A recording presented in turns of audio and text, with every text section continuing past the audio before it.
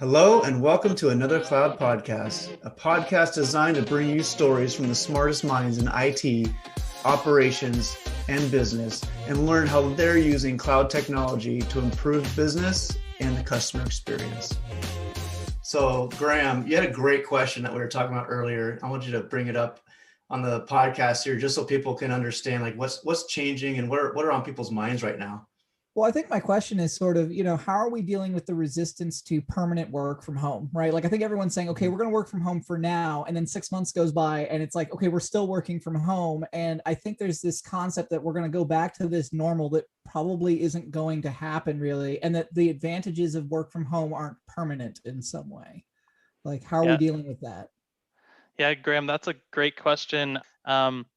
The way that we see it, at least with a lot of people we consult with, is they've got either people in a contact center, homegrown, like in a physical location, 200 people go in, they clock in, answer calls. They're literally like a foot away from each other, desk space wise, or they're sharing desks. You have someone coming in the morning, and then they leave at about noontime, and then someone else comes in and uses the same space. So they could cut down on physical office space and equipment. Also, there's a lot of BPOs out there, business processing outsourcers, that have contact centers with thousands of people in a high rise, and they've had to migrate to work from home. And I think it's adapting to the new norm, which means that you may not have your full workforce back in the office ever again. It may just be 2 days a week, or maybe this 500 agents go in Monday, Tuesday, and this 500 agents go in Thursday, Friday, and on a Wednesday a cleaning crew goes in and does a deep clean. Or it may be no more desk sharing. Instead, it's like, instead of it being a foot away from each other, it's every other desk is occupied, and the desk in between is like used for storage or for a Zen space or something like that. So I don't know. Adapting to the new norm is going to be weird and different, and it's going to be different for every company. And then there's going to be some companies that are going to be like, nope, just come back to the office the way it was. And there's some companies that are going to be like, we're never going to hire people in the office ever again. We're just going to look for work from home agents. But Graham, what are your thoughts?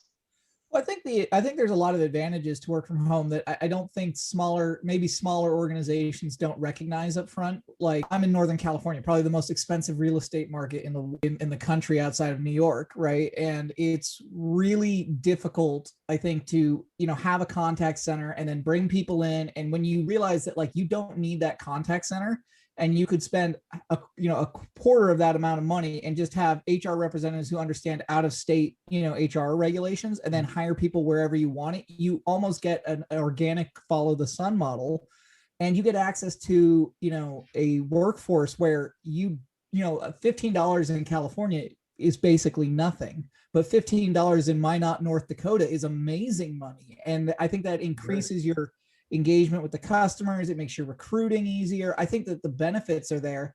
I think it's going to be, I'm not sure we're ever going to go back to normal though, to be honest. Like, I think this is a pandemic, and then after that, there will be something else that will again sell the value of work from home. And shameless plug here on the book, because you brought it up, but in my book, there's a chapter about performance-based pay, and Graham, you and I worked at a company that enabled or allowed people to have performance-based pay. And one of the things we stole with our model, a performance-based pay model, was this work in office versus work from home. And we stole it from a company called Shopify.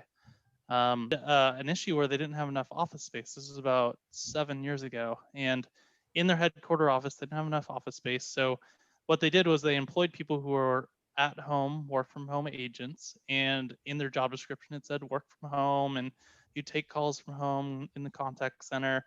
And if you want, you can shift bid to work in the office. And when you do go into the office, you would get an extra $1 per hour on your wage, because they knew the power of people being in the office, being collaborative next to each other, learning from one another. They're more productive, so they're worth more to the organization as they're in the office.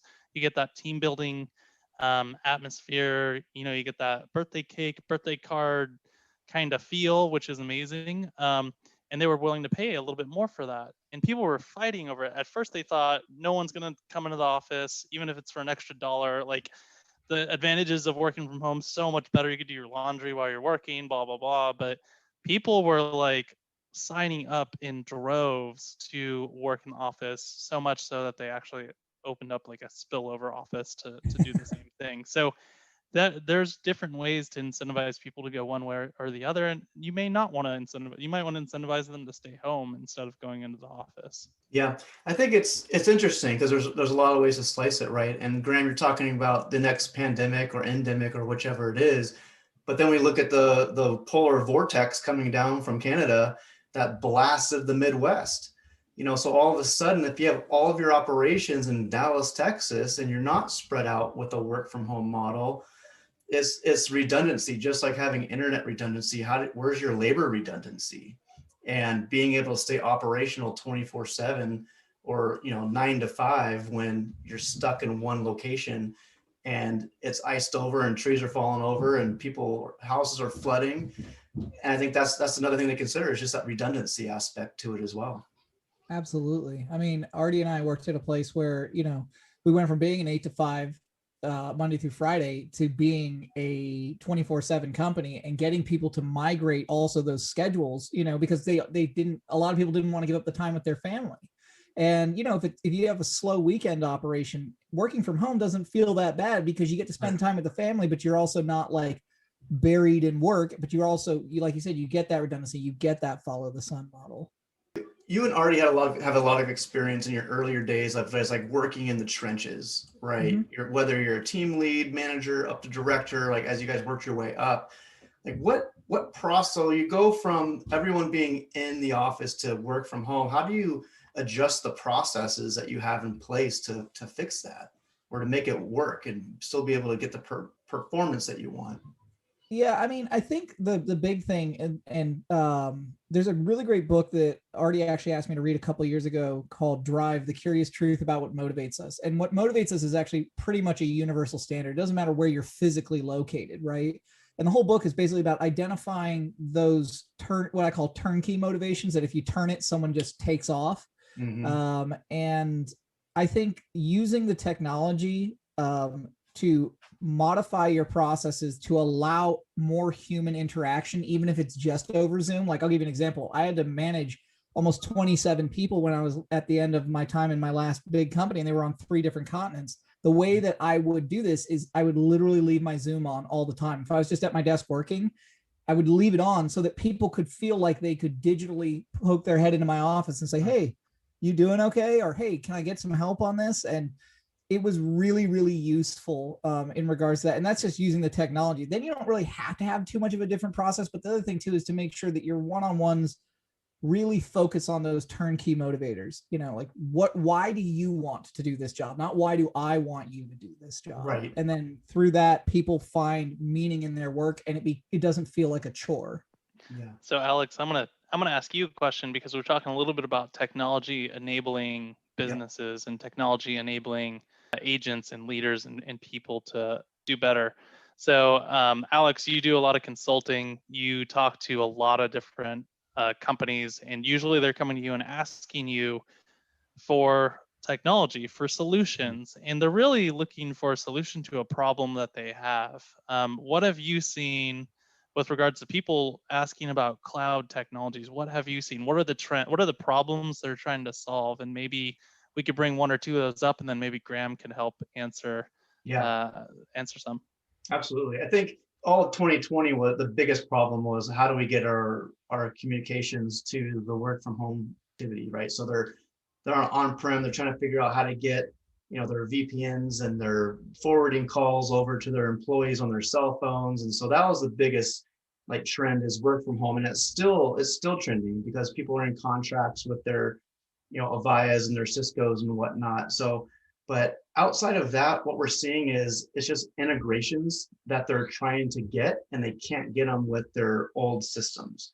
People are moving to, from their SQL servers to, CRMs like Salesforce or Dynamics or ServiceNow, like all these different systems that they're trying to put in place. And it's disparate. You have Bright Metrics over here that's plugging in to, not really plugging in, but you're using it with your ShoreTel. Whereas a cloud solution can bake it all in together, flip a switch, and it's right there running for you. So disparate systems is the next, probably number two. And then number three is what's always coming up is, are they using Teams? What's their, Microsoft Teams? How, we're moving to Office 365, we're using Teams, like, how can we use voice with Teams, right? And so then we go down that path as well. So those are probably the top three, but it changes on a monthly basis, practically on what industry you're in, what time of year you're in, seasonally. But those are some of the key pains that we're seeing and people are trying to solve for, and what they're looking at. And Graham, you went through that. So you oversaw a team through March 2020. I know it's like a horrible month to say out loud. I regretted it the minute I said it. But through that month, or through the following 2 months, how did you try to solve for those problems? Were you already in the cloud? Were you safe? Was it easy, turnkey? Or did you have to go through VPN connections, or getting people certain licenses, or maybe spinning things up, or getting headsets that work with computers? Like, tell us a little bit about that transition and how you helped your team go through that. Sure. I'm always really focused, or I've always been very focused on, the people first, the mission second, and then the KPIs third, right? Because you can't get to that third part without the first part being able to do their job. So yeah, we went through a lot of really like hard processes around work from home. And that wasn't even just in March 2020. I mean, that goes back to when we really kind of opened up the floodgates on allowing employees to move around to different locations, right? And so, in terms of the VPNs and things like that, that was all pretty straightforward. That was always handled by our IT department. The part that I was mostly involved in was making sure that, like, say, for instance, their in contact can actually forward to an outside phone number, which is tricky, right? That does you no bit of good if no one's phone rings. And the other thing was headsets. I can't stress this enough to anyone who manages a contact center, but headsets are the creature comfort of a call center job. If you have a crappy headset, it is the worst thing on earth. I mean, we had several different times where we switched over from like wired headsets to wireless ones, and we had too many wireless ones, and like, just making sure you have something that can scale to the size of an operation that you may have in 4 or 5 years saves you tons of money. And making sure that, like, the tools that you use around communication, like we went through, I think we had Spark, then we had Teams, then we had Slack, and it was just finding the right one that had the right feature set. And I think that making sure that you're thinking forward, not what you need today, but what you may need in 2 years, will save you a lot of money down the road. Yeah, I mean, well, we see customers that are going from prem to VoIP, and a lot of them are ditching the phones reluctantly at times. But it's like, well, you're saving $200, $300 on a Polycom, 300 or 350. Well, now you're, for a good headset, I mean, you're looking at $150, upwards of $300. So it's the same cost. But then the issue is, does it work? Is the quality good? I went through a bunch of headsets, and I finally landed on a $15 one off Amazon that seemed to work the best. I mean, it was all over the board, and it cracks me up. And whoever's listening, by the way, Alex and I can help you find headsets, because we have a supplier and provider for that. But also, what I learned today is that some of the headset providers can actually purchase back your old headsets, refurbish them, and also purchase back your old phones too. So if you have a old Cisco desk phone that you don't want to throw in the dumpster and you want to get something for it, you could trade it in for either some cash, or you could trade it in for a discount off of another headset. So there's ways to solve for these problems, but you have to think outside the box. And yeah, Graham, to your point, creature comforts. I've literally had this on for 8 hours, and if it wasn't comfortable on my ears, like the padding right here is probably, like, I would pay $100 to get like the best, softest padding, because after about 8 hours, it kind of presses on my head and it just feels unbearing. So imagine doing your job and taking 40 calls a day, 8 minutes a piece, barely getting a lunch break, barely getting your other breaks, trying to be as focused as possible while you're distracted from a work from home environment with like dogs and doorbells and things going around you in the background. and then having, the end of the day, it's the whole image of like the 1950s, person comes home from hard day of work, like takes off the work boots and their feet hurt. It's the same thing for contact center, but it's your ears. It's really just everything is around your headset. So that's a good call out. I always kind of equate it to being a carpenter, right? The tool you're as a carpenter you need to have work is your drill and your hammer. And if those don't work, you pretty much can't get anything done. I mean, can you imagine like trying to hammer nails with one that like the head's flopping off and kind of like you wouldn't do that to a carpenter. Don't do it to your call center employees. Yeah. Isn't that amazing? And what $15 can go a long way. It's a one-time cost too. It's not like you're paying monthly to license that headset per se. Yeah.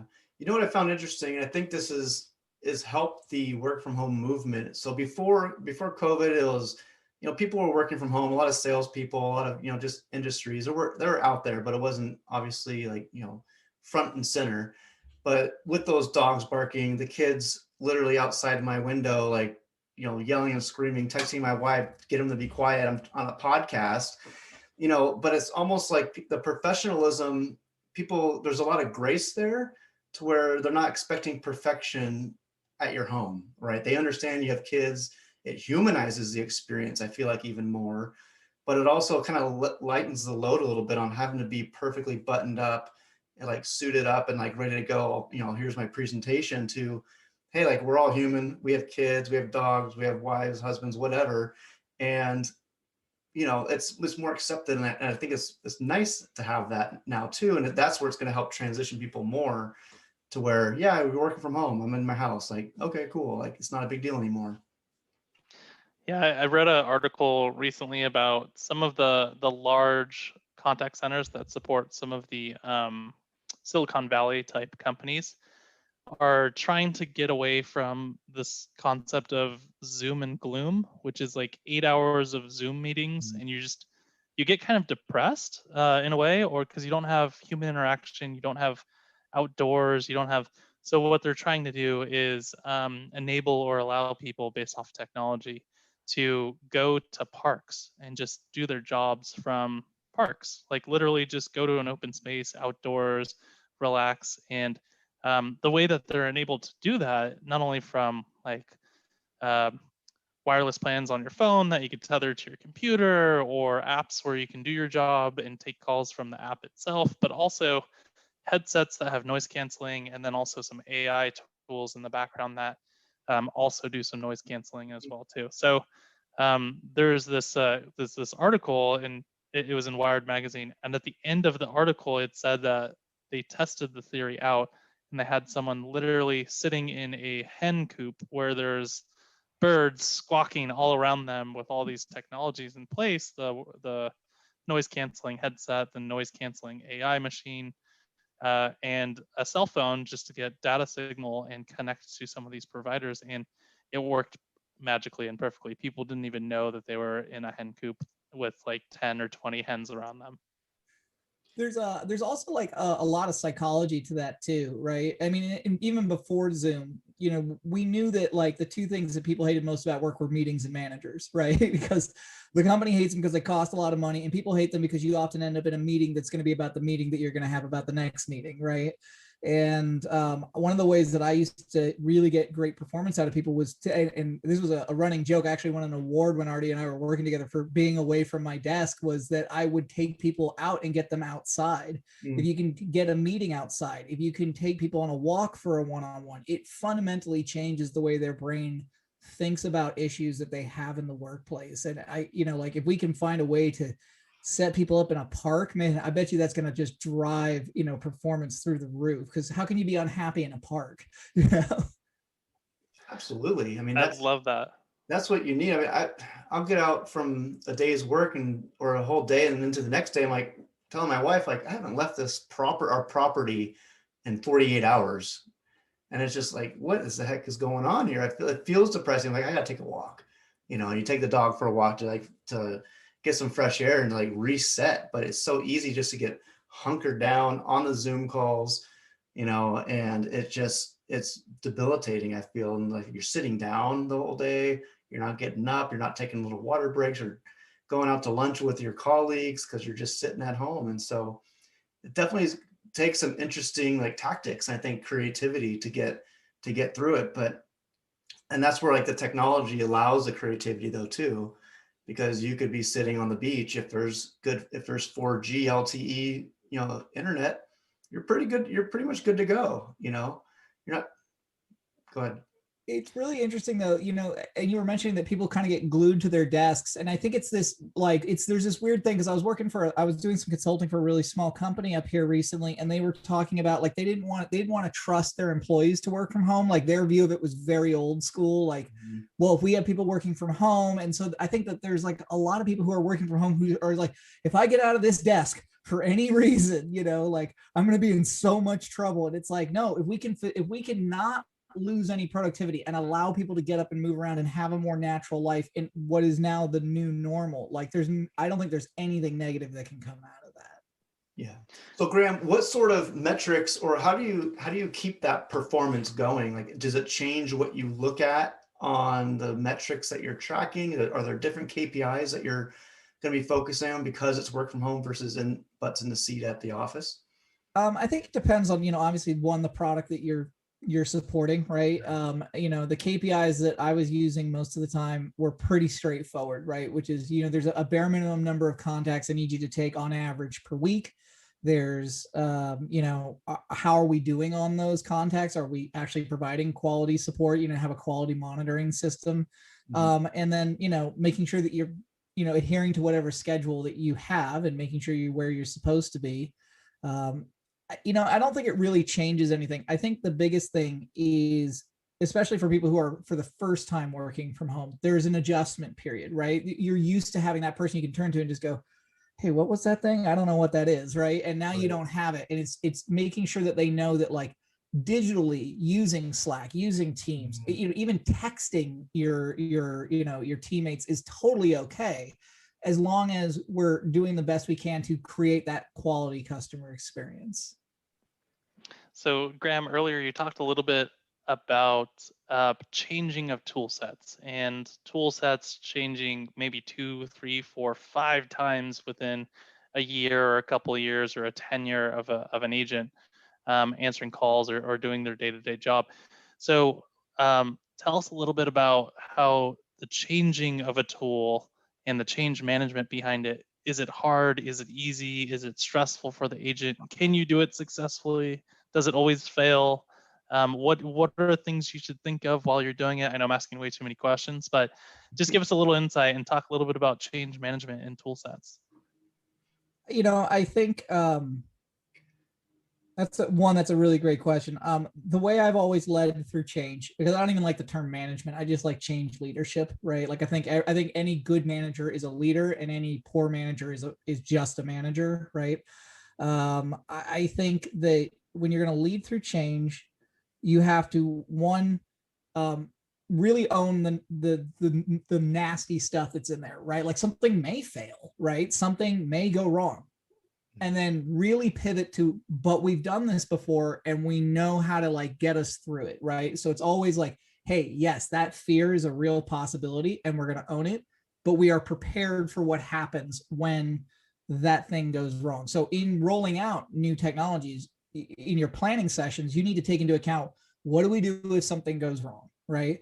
Do we have a fail back position? And then you need to explain to people what that fail back position is. Okay, so we're going to migrate everyone today over to InContact from a basic Ring Central system. If InContact fails, we will fail back to Ring Central, and we will have an announcement of when we need to do that. We will be watching it. These are the people that are going to be looking at it to know when we need to do that, and really like getting into that nitty gritty so that the person who's on the front lines knows what to look for and isn't just, am I the only one not getting calls? Is this bad? Right. And then the last thing is, and again, I can't stress this enough, pivot to a point of hope, right? Which is like, this is going to benefit you, and here is why. Right? We're not doing this just because we want to do it. We're doing it because it's useful to you on the front line. That's really good.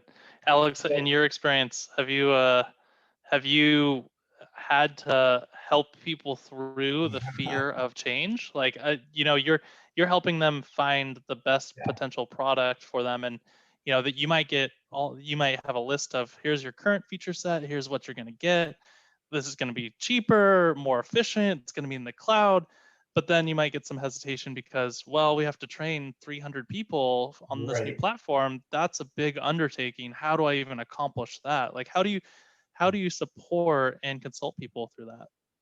Yeah, I think, a lot of times with the clients we're dealing with, the CIO or the VP or director of IT, it falls a lot on their hands. And that's typically a reason why they don't want to make any change. They could want to move to the cloud. They could be on prem and say, yeah, there's all these great things, but my job's at stake. If I mess this up, I'm going to lose my job.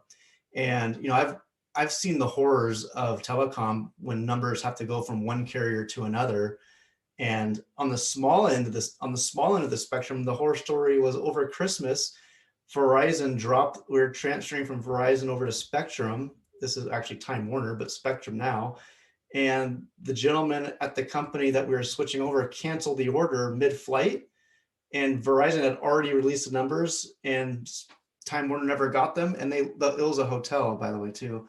They lost all their numbers for about a week because they canceled the installation because he wanted to postpone it. But, those are the horror stories. And so, like, to put stuff in place, the systems in place, and sadly, like, I was green at that time. It was one of those things where you should tell the customer, don't do this, don't do that, or else this is going to happen.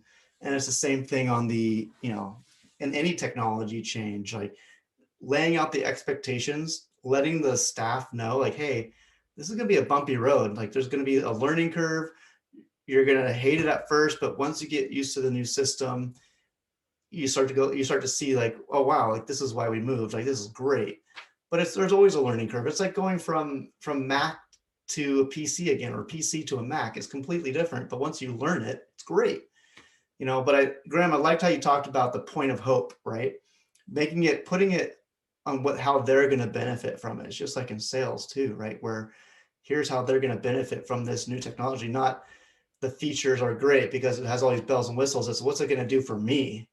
How's it going to make my life easier and less stressful? And, I can go home and be like, yeah, work wasn't too bad today, Well, and it's tough because I think the other thing, and you're really pointing this out there, which is that, a lot of technologies look very similar to each other, just like a lot of cars look very similar to each other, right? Like, tell me the difference between a Honda Civic and an Acura. Well, the value is if you're driving 100 miles a day, you're probably going to get out of the Acura a little more relaxed. Mm-hmm. It's going to feel a little smoother. There's nothing wrong with the Honda, but like, you get in that Accord and you're on the road for 100 miles a day, your backs might be hurting a little bit. You probably don't have those heated seats, right? And it's just a value proposition.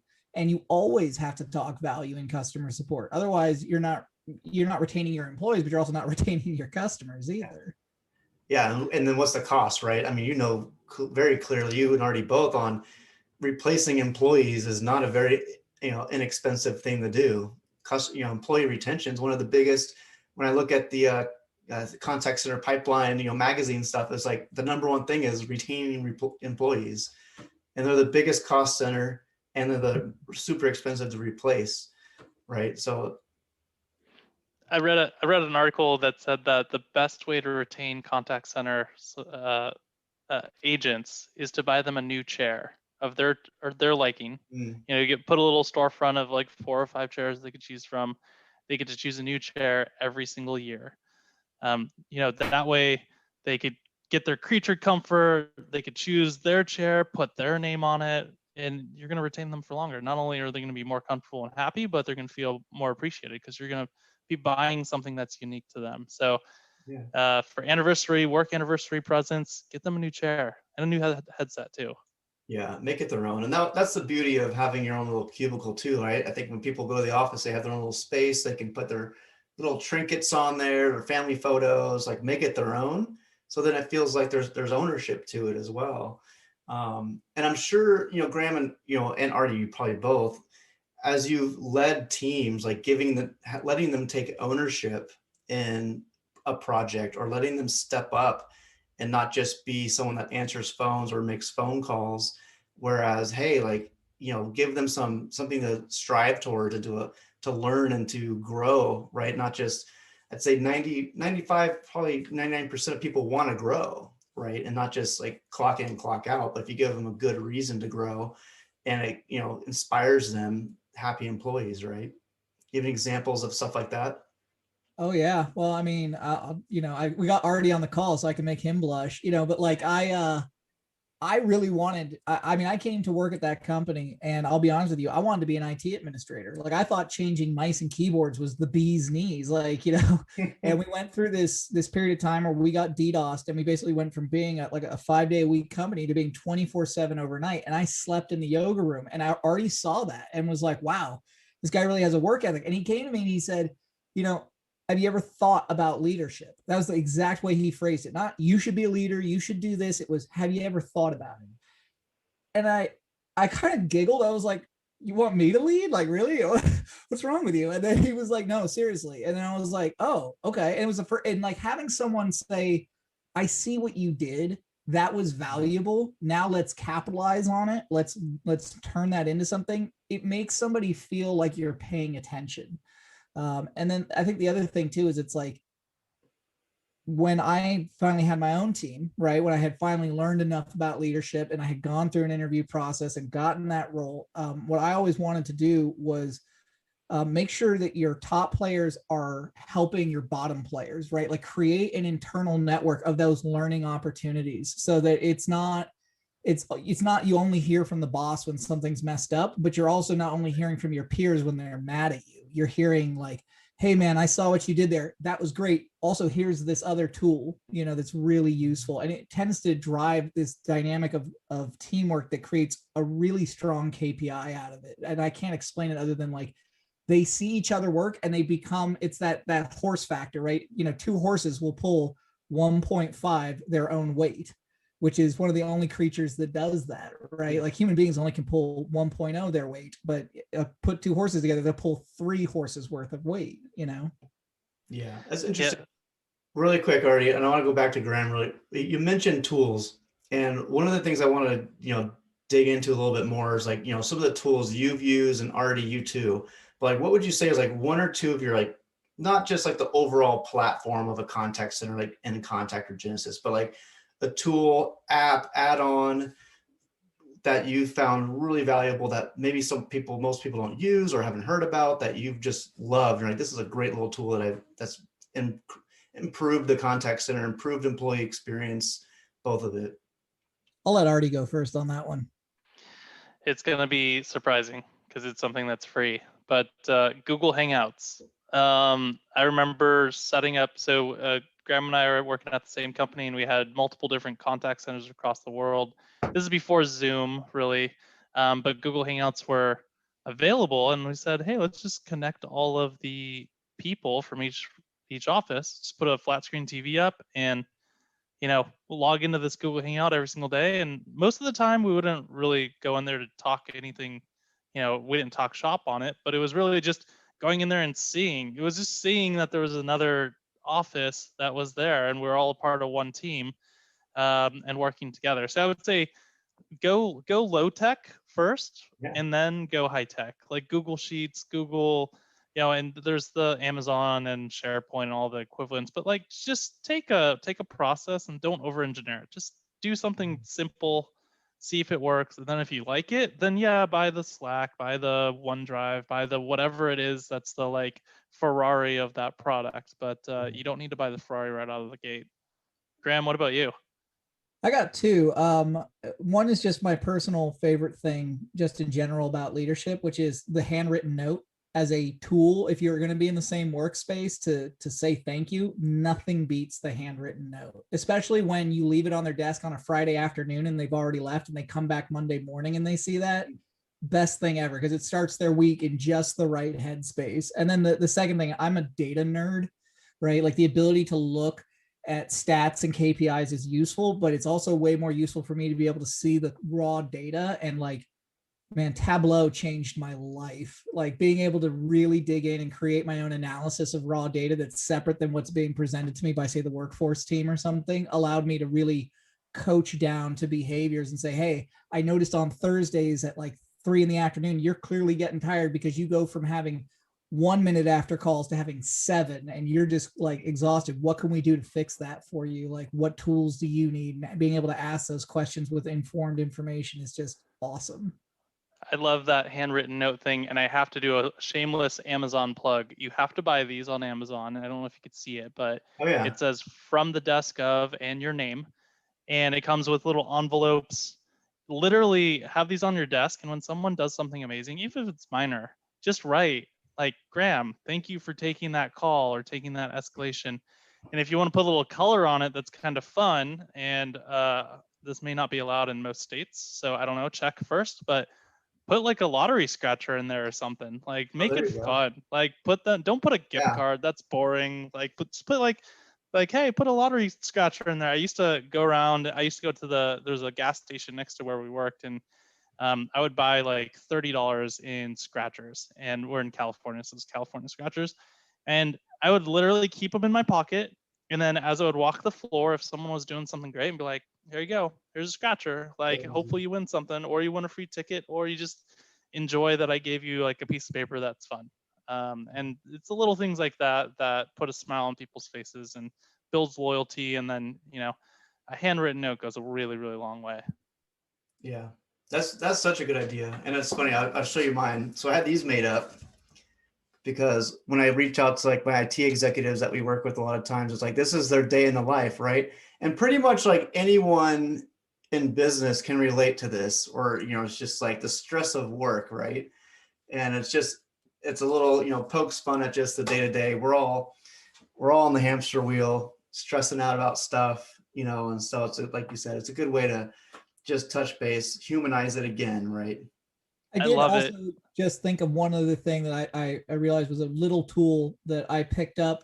Actually, I think I picked this up from Artie. When you do your reviews and you've got all the nitty gritty stuff, have a conclusion sentence that actually is about them as a person, as opposed to like, yeah, and your numbers were really good this year, right? Like, no one remembers that from a review, but when you're like, you cut a pace unlike anybody I've ever seen. Your numbers are spectacular, and your value to the team is, unlimited, or something that makes them feel really good about it. Or if they have something that they need to improve on, that's like, hey, you're really good at this, but there are some areas that we need to help make you better in, right? Like, those things really stick with somebody, and they create the drive to get that again next year if it's positive, or avoid it again next year if it's not so positive. Yeah, that's a good takeaway.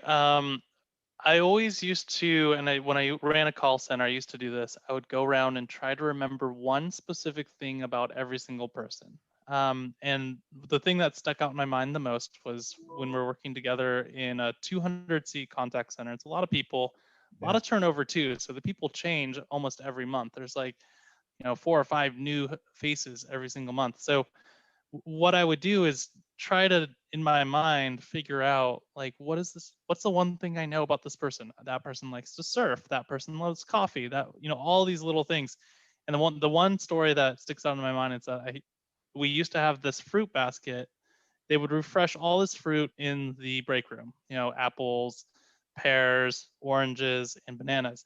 And bananas were always the first thing that was chosen. It was gone no matter what. If you had a shift that started at 9 a.m., only apples were left. Like, bananas were gone, pears, oranges, all gone.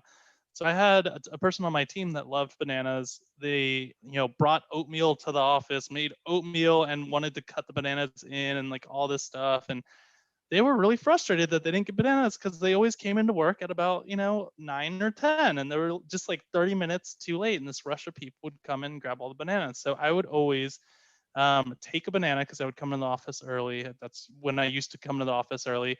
Take a banana, put it on my desk, put a little note on it to myself to walk it over to them at 10 o'clock when their shift started, and say, hey, welcome to your shift today. I saved a banana for you. I grabbed it for you because I know you like in your oatmeal. And that was like a little thing that stuck for a long time, and we always had something to talk about. But that agent was a part of my team longer than I was. Like, I left that company and they stayed there. So it was just those little things. Just remember something little about them and what they like, and try to do something for them if you can. Yeah, I think, and I was looking over here. We're doing a webinar next week And one of the bullet points is about the importance of experience, but not just the customer experience, but the EX, right? The employee experience. And it was, companies that excel at customer experience have 1.5 times more engaged employees than companies with poor customer experience. So right there, right, it's so easy to look at an employee as a cog in the wheel. That's just go sit, get your butt in the seat, do your job, depending on what kind of contact center or call center it is, and not engage and not empathize and not do those nice things, right? But for a company that's in that wants to have more revenue or wants to have happy customers, which either retains revenue or grows revenue, you can't just gloss over the contact center or the call center as an expense center, just like IT a lot of times is glossed over as a cost center. And it's just goes to show how important it is. And I'm curious, when you guys hire for, say, team leads or managers, are there certain personality types that fill that role better to take care of those employees, like mother bird kind of things? You want me Yeah. to go first, Graham, or Yeah, Here, I'll take this one first, and then I'll hand it over to Artie, because I know that okay. Artie and I probably have slightly different things that we look for. But I think the first thing is a resilient personality. Can you take a hit and can you keep moving? Right. Leadership is not about being perfect. It's about what you do when you get hit by something, right? Like, do you just fall apart, or do you say, let's get through it together and we'll figure out a way to do this? And then afterwards you like post-mortem it and really take it apart. The second thing is, actually, I don't want a mother hen personality. What I want is someone who doesn't protect people from their mistakes. People only pretty much learn by their mistakes, right? But someone who helps that person after they've made a mistake pick themselves up, dust themselves off, and say, cool, what'd you learn? I learned this, this, and this. Cool. It's not a punishment situation. You learned something. It was valuable. Let's move forward. I think those are the two things that I really look for in terms of personality. Awesome. Yeah, I did a little bit of a study on it when I worked at the previous company with Graham. And other than Graham, because he was an amazing leader and still is an amazing leader, I say the two types of people I look for. I actually look for their previous work experience, and I look for these two types of people. They're very specific. It's actually in my book. Definitely read it, but it's people who were bag boys, or people who help at the grocery store that literally pack your bag and walk old ladies to cars.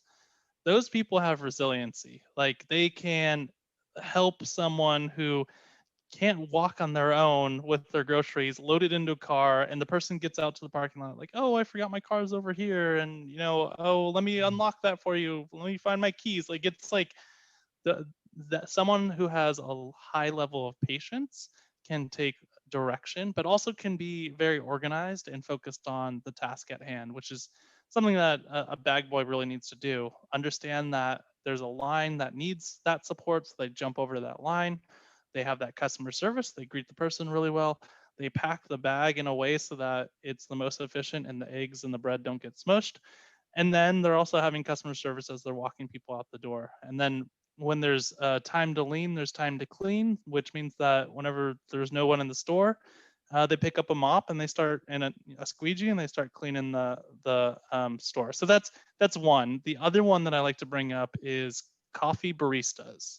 Coffee baristas, that's one of the hardest service job in the world. Literally, people who haven't had their coffee yet are very aggravated, and people like their coffee a certain way.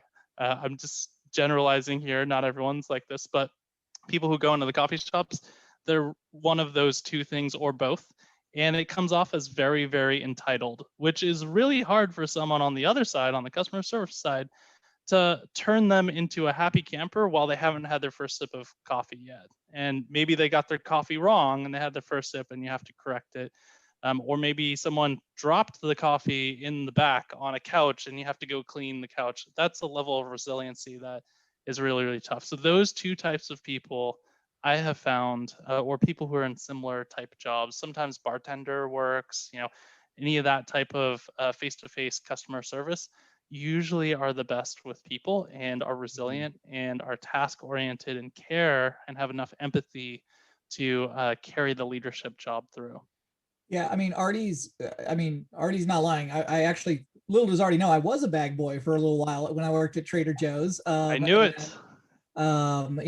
Cheap plug for Trader Joe's. I will never live anywhere where I'm that far from Trader Joe's because I enjoyed working there so much that I have just become addicted to the company as a whole. But I think that the other thing that's in there, that's sort of an unsaid thing, is there are two traits to those types of people as well, which is they are capable of understanding that a team has to function in order to get things done. No one person can run an entire Starbucks or an entire Trader Joe's on their own. It's impossible.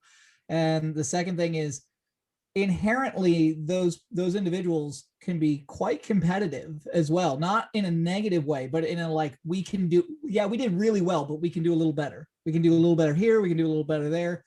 When you think about it, when you work at a grocery store, let's say you close at 9 o'clock, right? You really only have an hour and a half to 2 hours to clean up the store, restock everything, and get out of there before you have to go back for the next day. And a lot of grocery stores function on a waterfall schedule. So if you're off at 11 one day, you may be back at 5 a.m. the next day, right? And so you have to be just super detail oriented and very competitive to get that done as quickly and as efficiently as possible. And both of those types of personalities that I already mentioned are like that. Yeah, that's very interesting. I'm glad you guys both came from different angles to the same conclusion, right? It's that resilience. It's the, doing what it takes to get the job done, right? Whether it's restocking the shelves or whether it's getting that customer to leave that call or that chat, happy. So, Graham, it's been great to get to know you, bud, and I'm glad you jumped on. And Artie, as always, co-host and contact center extraordinaire, author. Love having you on.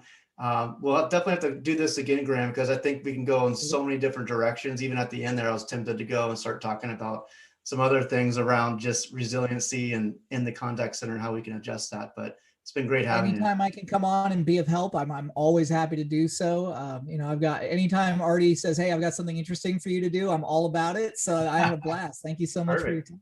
You got it. Yeah. Thank you so much, Alex, for hosting. And like Alex said, Graham, it's been a pleasure as always. And we'll invite you back for many, many more. And the next time you come back, we'll let you share some kind of interesting and fun stories about customer service, because we didn't get to ask our favorite question, which is, what was your best and worst customer experience? So we'll do that next time. I'll tell you what. I will give a stretch 10 minutes on this because I can do that. I will answer that question for you guys right now if you want. Sure, yeah. Go for it. What is your best and worst customer experience? Okay, I will start with the worst. So there was a period of time when Artie worked together. I was responsible for a very niche part of the software, which was the door access system. I was the only employee who supported it at that point. There was only one developer who had it. And the way that I was introduced to it by my boss at that time, who was not Artie, was just like, hey, yeah, you'll be able to figure this out. It'll be fine, right? And it wasn't difficult. There were just, pieces to it that I didn't understand because I had never worked on an API before. So I had no idea how like API calls worked. I get on the phone with this guy once and we're working for about 3 hours getting the API set up on his PC. It's connected to what I believe is the door. He's, having some issues around it. He's not actually physically near the PC. He's using a remote software and then he has to reboot it. And, he's having to have his assistant re-plug in the remote software. We get 3 hours into this and we've got it all set up. I'm ready to go. I say, go ahead and scan the key card and see if you can open the door. And he goes, what door? And I said, what do you mean, what door? And he goes, there's a door that I'm supposed to have for this. I was like, oh my God. You don't have a door? And he goes, no, I thought this was like a kiosk system. It's like, I didn't check at the beginning of the call. Do you have the scan card? Yeah. Do you have the scanning machine? Yeah. Do you have a door? I never thought I would need to ask, do you have a door?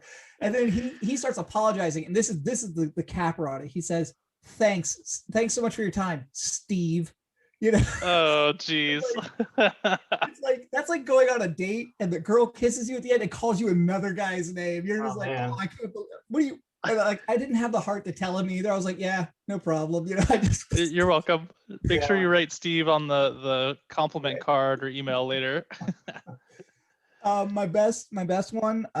There was a guy. So a little background. My father was like 60 when I was born. When he passed away at like 93, he had complications of Alzheimer's. It happens, right? Like you getting older, your brain just does things. And I had been back at work probably, I want to say about 6 weeks after he had passed away, and I got an escalation. And my team had sort of like one commandment, which was thou shalt not escalate unless entirely necessary. And it was Friday afternoon, and I think it was like 5 p.m. and I was getting ready to leave. And I had an employee who just never escalated. And I was walking out and he says, "Hey, I got an escalation." And I said, "Oh, what's going on?" And he goes, "Yeah, this dude's like, I'm pretty sure he's drunk and he's real mad. And like, I can't talk to him, and like he wants to talk to you." And I said, "Okay, no problem." Went back to my desk, set up my laptop, got on the phone, and this guy is drunk, and he's drunk with good reason. His mom is dying of Alzheimer's.